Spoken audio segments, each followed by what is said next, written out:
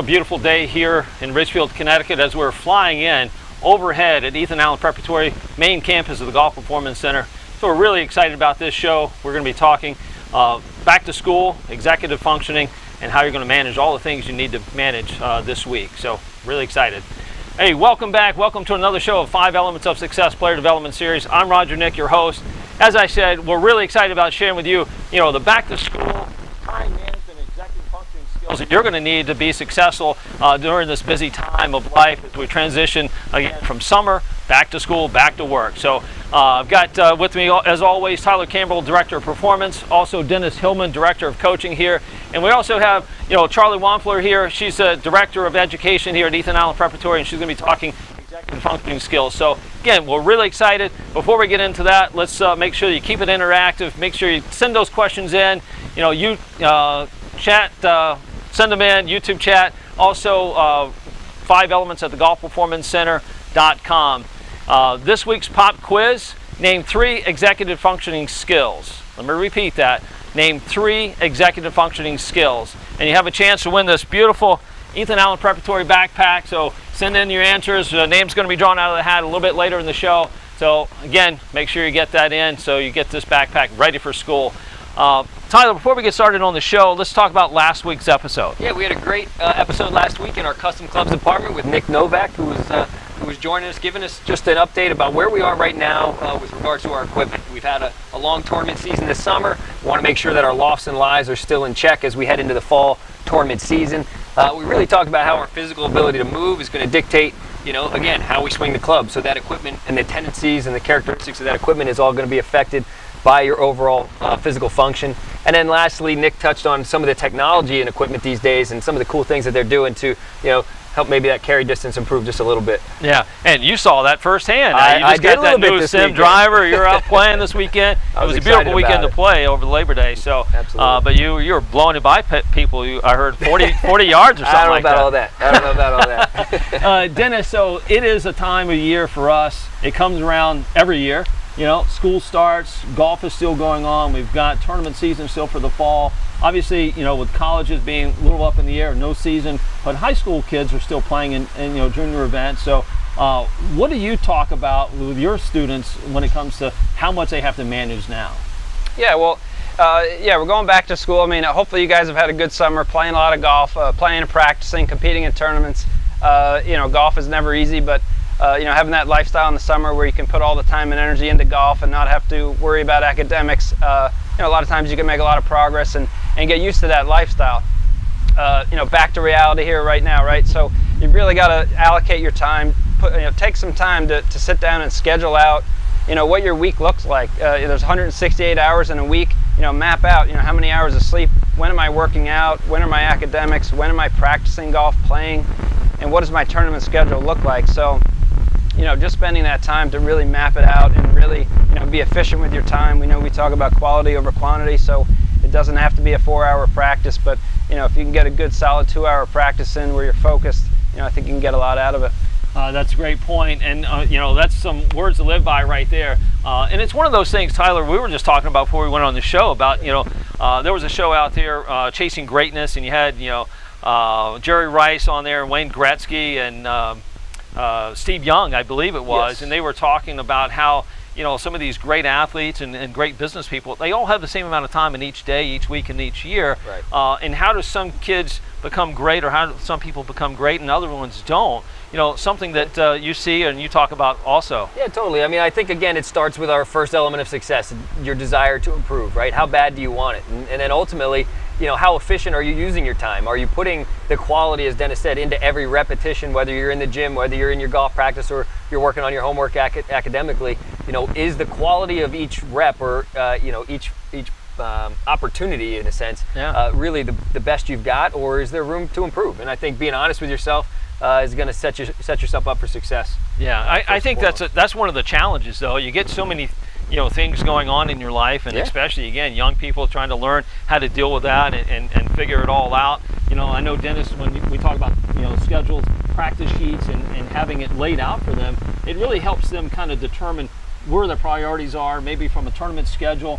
They go through and kind of go, hey, my stats show this, and this is where I want to work. But you help them understand that too, and that's part of the executive functioning skills that they need, time management. Yeah, absolutely. I think Charlie will talk about it, but prioritizing it, and no question that's important on the golf side. Where do I really need to spend more time and energy? If I don't have as much as I do in the summer, again, do those stats from tournaments, break it down, reflect on it, understand, okay, I need more time here. When am I going to spend that time? Is it Wednesday afternoon? I'm going to putt for 2 hours. Whatever it may be, figure out what you need, allocate the time in a schedule, and then go execute it.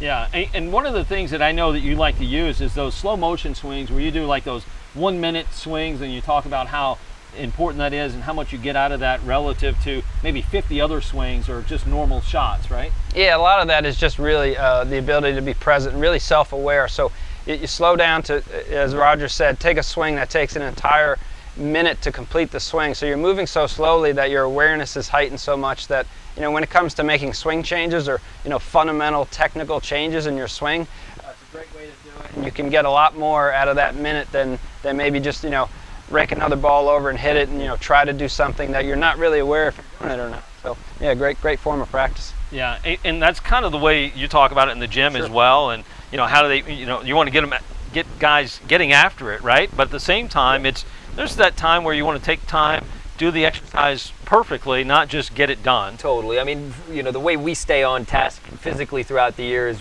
by using what we call a periodization schedule. And essentially what that means is that there's different focuses, for the workouts and the training protocols throughout the year, depending on the time of year that we're in. So as we start our academy here in a few weeks, we're really going to be getting back to basics and working on, again, fundamental movement, the kind of the boring stuff. I hate to say it that way, and then so that we can set ourselves up for success. When we're in the heart of the winter and really want to build strength and power.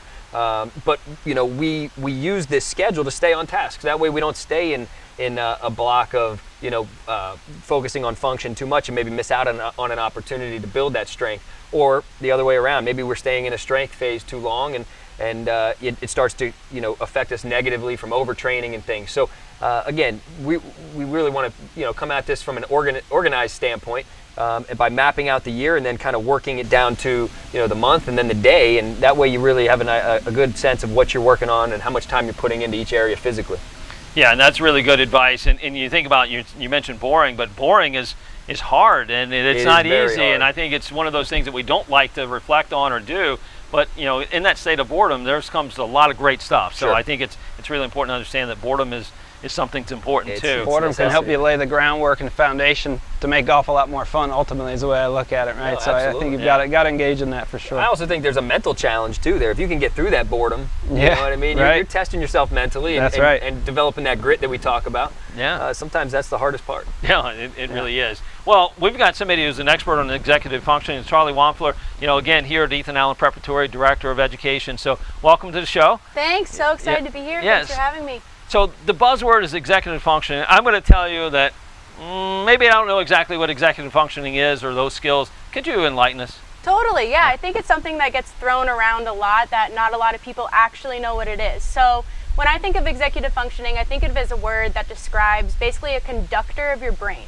So if you think of your whole brain as basically like an orchestra, all in symphony with each other, this conductor right at the front of your brain is what's making it all sound good and go together. So the executive functioning skills are things like organizing, planning, time management, prioritization, all of those things that don't just happen by themselves, but they need another part of your brain telling them to do it. Oh, wow. Very so cool. We do some of those things. We just didn't realize it. And Dennis, you're like the conductor of the Golf Performance Center Academy up there. Yeah. I look back to when I was 16, I don't know if I had a conductor at all, though in my brain, does everybody have a conductor? Yeah, how do we know if we have that right conductor? Maybe I want to exchange it out or something. Yeah, 100%. Good news is everyone does have a conductor. It just is developed in different levels of your life, and some people's conductors might be stronger and their symphonies look and sound a little better than others, but the good news is there's always room to improve, just like with anything else. So. Okay, good. Because I think mine sounds like a chalkboard, Chalkboard. Yeah, so I don't know. But Tyler, I know as you were talking about executive function in the gym and how important exercise is to help get young people started in their day. And that's one of the things that we do here, and there's some research out there that kind of helps support that. You got it. Yeah, there's that. And just so you guys know, we're not making this stuff up. There's been some research done on physical activity and exercise really benefiting juniors, or I should say adolescents. A study published in the British Journal of Sports Medicine, says that executive functioning improves after both acute and chronic exercise. Acute being short term, right, and chronic being over the long term. If you stick with a program and a plan for longer than just a day or so. Also in the Journal of Pediatrics, just 20 minutes of exercise improves math and reading skills in young people with ADHD. So physical activity is, I think it's kind of, I hate to say it's obvious, it's beneficial to us, but there are some research out there that says it's helping us in the classroom as well. Yeah, you say obvious. I'm going to call out some of the educational systems out there. They're taking out recess, and if your school's taking out recess, you need to challenge that, because that is a problem in our society today. So I would say, you need that exercise, and it's important, if not more important than sometimes that classroom work that you think is important. So, but Charlie, let's talk more about the executive function and how you're helping these student athletes. And I know we have, one of our young athletes, Michael Donnelly, that's on the line on the show today. So welcome, Michael Donnelly. So, you and Charlie, why don't you talk about, things that you guys worked on over the last few years? Definitely, Michael. So great to have you on here. So I know some of the things that we were wondering were, how has your college experience been so far, and what are some of the things that you found that have been helpful that you learned in your time here at Ethan Allen Prep? Well, down here it's going pretty well. Right now it's kind of boring because we're just doing online school, but it's good to be down here and getting into a groove. And I mean, EAP has just helped me with a lot of time management and just prioritizing what I have to do, and just what has priority, what assignments have priority over others, and what should I spend more time on. Probably shouldn't go out at night and instead go and study for the quiz that I have at 8:30 the next morning. Nice. But yeah, it's just feel good. Michael, let's be honest. You're a college freshman, and going out at night is sometimes not an option. You got to have some fun too, but it's just also about getting your work done maybe prior to going out, right? That's right. So that becomes the priority. Right? What would you say the biggest challenge has been for you in the last few weeks? Aside, obviously, starting school in the middle of a pandemic, we understand that's not wasn't the normal plan, as you went through your high school career. But what would you say the biggest challenge has been adapting to school so far? Probably just still continuing to figure out my schedule and what I want to do, or not what I want to do, but figuring out how to better manage my time, I guess, because I feel like I can always get better at that. Sure. Michael, have you seen any of your classmates struggle with some of these executive functioning skills and just struggle with transitioning to college? I have. I mean, transitioning to college was definitely different, but I have seen a few kids drop out due to the workload we have, and maybe the college just isn't for them. And some kids probably haven't learned the right way to manage their time yet. Yeah, that's good insight. And Charlie, we were talking a little bit before the show as well.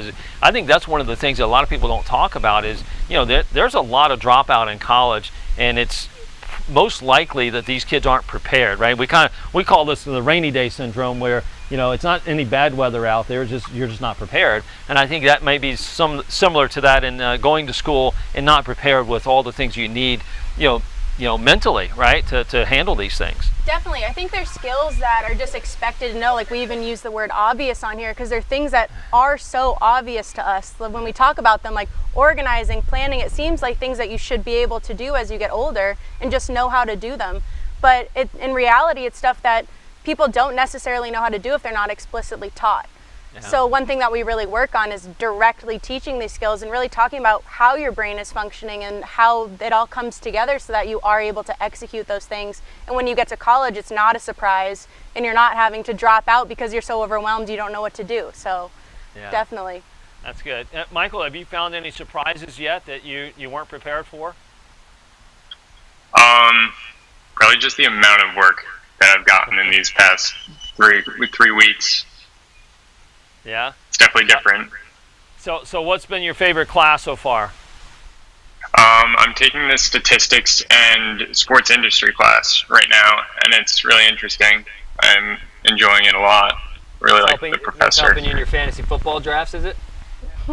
Yeah, I didn't do fantasy football this year, but... All right, prioritize it, I guess. Yeah. More work done. Yeah. Good deal. Well, Michael, it was great having you on the show, and I appreciate you spending time with us and talking about that transition and how it's helped you. And I know, we're all thankful having you go through our program over the years and learn from you. So again, thanks so much for being on the show, and stay safe down there in Roanoke, Virginia. All right, thank you. See you, Nelly. So Charlie, I guess let's go back to talking about, what you're trying to do with these kids are transitioning now into their school year, into golf, into other sports potentially, a lot going on. What would be some of your advice out there to the parents and how to handle this, and help them, handle this situation?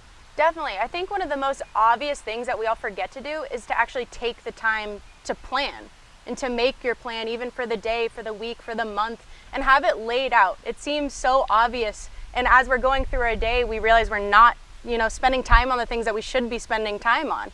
So I think it's really even allowing yourself the time to just stop, think about the hours you do have in the day, and map out what is the most important to get done for that day and overall for the week. Yeah, I think that's great. And actually, it's very funny. I just finished reading or rereading another book. Richard Koch is 80-20 principle. And spending, getting 80% more efficiency out of 20% of your day. Just being more efficient with the time and the right task. And I think that's really important. As you said, prioritizing those tasks that mean something, that you get more done, and then you have a lot more time to actually do things you want to do, or just kind of can goof off. So, and I know that's one of the things I think at Google or Facebook, it's like 80% of your time is working on certain things, but then there's a 20% rule where, hey, we want to get a lot out of you in this 20%, with ideas, and what are new ideas are coming from. So they've had so much of their new success or other success out of that 20% of their time because they're actually focusing on that, and they spent that time or blocked that time off and been creative, and I think that's part of it too. Definitely, being able to plan your breaks is also a huge thing, of not just packing your day thinking you have to use every minute to get something done, because that's just not realistic, and you're going to spend more time stressing about the stuff that you're trying to get done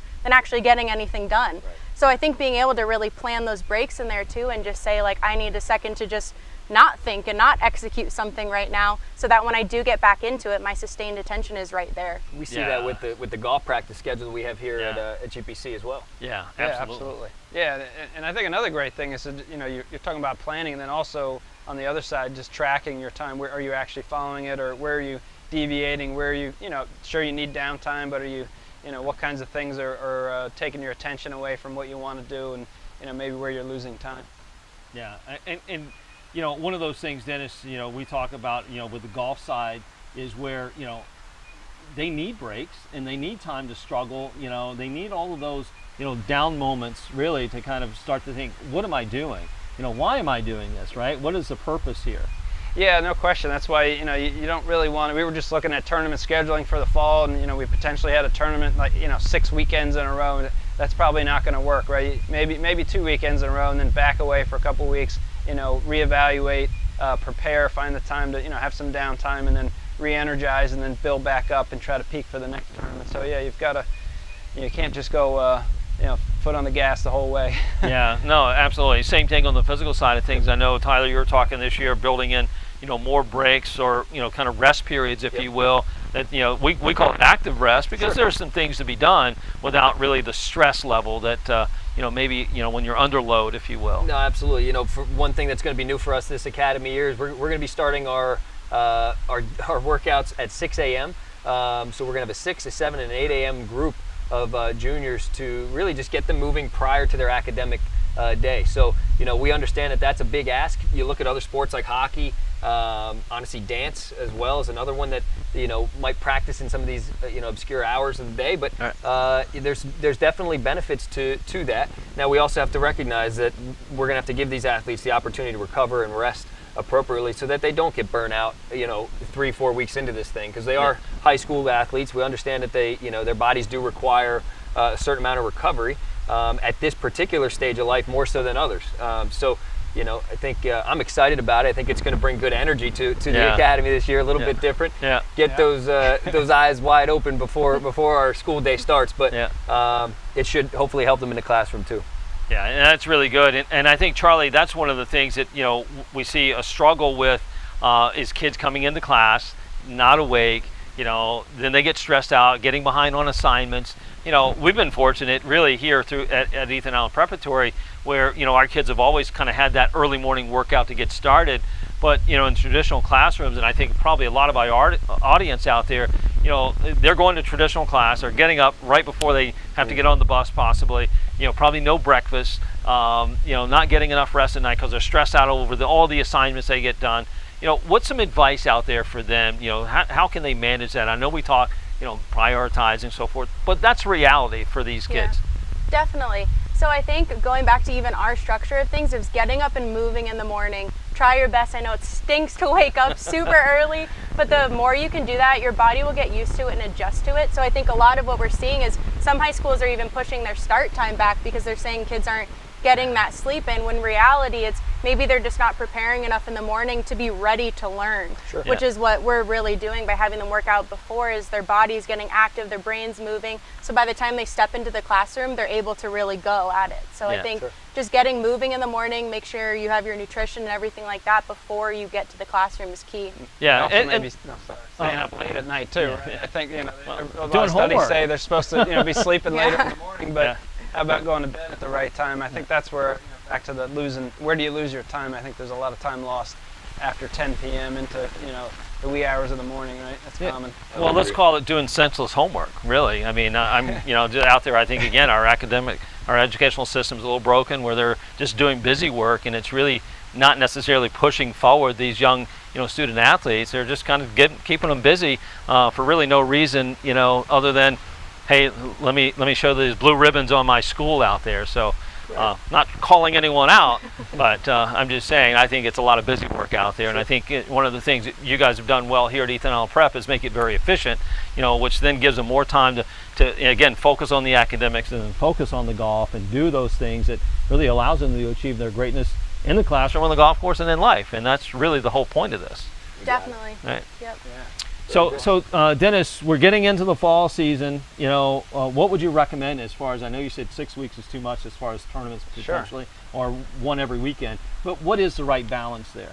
Yeah, I mean, we like to recommend 18 multi-day tournaments a year. So I'd say 2 a month is plenty. So if they're back-to-back or not, so to me, if you've got, let's say, 6 weeks left of the fall season or 8 weeks left, you want to play 4 tournaments. I think that's reasonable. Whether the Hurricane Tour events on the weekends, for the most part, they will be in the weekends now. So I think 4 events in the next 8 weeks is reasonable.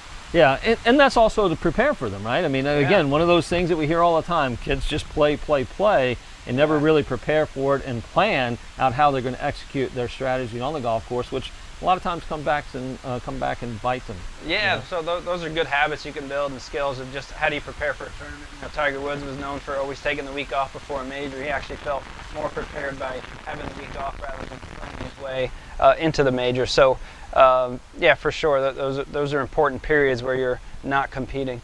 Yeah. Well, he also had the luxury of maybe not having to play. That's true. So that's really good. So, Charlie, again, great information. I know we've got some questions out there, so we have some questions coming in.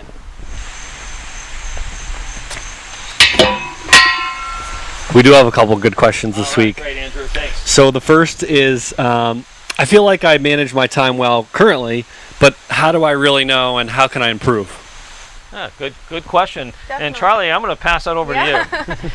So I think that goes back to goal setting and making sure that you are consistently looking at your goals, whether they're more on the short term or more on the long term, how are you progress monitoring yourself to make sure that you are hitting those goals? How do you know once you've hit a goal? So I think really making sure that you're evaluating yourself fairly and not just saying you're doing something when you're not, to make sure that you're hitting those big benchmarks and what you need to do to hit those goals in life. Yeah, that's a really good point. And I know one of the things we do on the golf side is that PDI self-assessment on the Junior Golf Hub, and downloading that app and tracking your progress and being able to do that. So it's really important. That's a good way also to kind of make sure that you're assessing yourself appropriately. Definitely. Our next question is, my son is a junior golfer starting in the 5th grade. How do I tie in the executive functioning skills with a younger golfer? Definitely, yeah. So at that point, your brain's still developing all throughout. I mean, high school, your brain's still developing. So the skills that you're working on might look a little bit different, but they're basically the same skills. So you're still helping them really organize, you're helping them plan, you're helping them map out their day so that they're still getting that practice that they need. So when they go into high school in those later years, they already have those skills. And our last question is, I'm feeling burnt out and overwhelmed. How do I take that first step to get started on all the things that I have to do? Yeah. That's a good question. We were actually talking about it earlier. I think it goes back to taking the time at the beginning of the day to allow yourself the time to plan. I think people are so ready to get going in the morning that they just try to start their day without thinking through what they need to get done. So I think taking the time and allowing yourself the time to really just think through what your day needs to look like and where you can spend your time the best, really. Yeah, that's a great answer. Do what you need to do what you want to do, right? Yep. So, yeah, great. We have a question that's a bit off topic, but still worth asking. At what age/weight would you say most juniors are ready to use an adult lob wedge? I see kids with Volkey wedges where as much as my son using a U.S. Kids lob. I can answer for Roger. Never. We'll clarify that. Yeah. Go ahead and clarify that, Dennis. I think from a lob wedge, 60-degree wedge. Yeah, I mean a 60-degree wedge.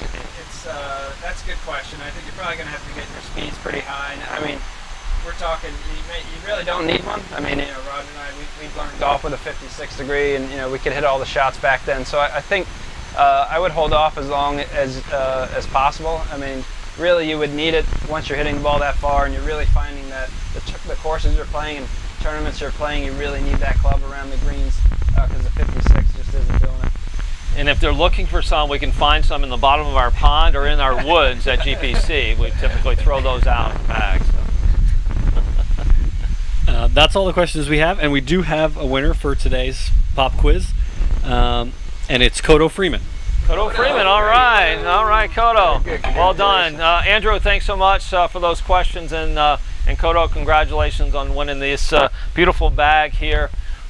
So that's it for this week. Next week, we're going to be talking more about getting into tournament play in the fall, transition preparation for tournaments as we get into the fall, because it's going to change. Weather's going to change, and you need to make sure that bag is packed properly. So again, as always, we want to thank Ethan Island Preparatory, achieving the greatness in the classroom, on the golf course, and in life. Also, the Junior Golf Hub. Make sure you download that app, get those coaches in your pocket, check those schools, find that perfect fit for you out there. It is out there for you. And as always, enjoy your journey, and let's get after it.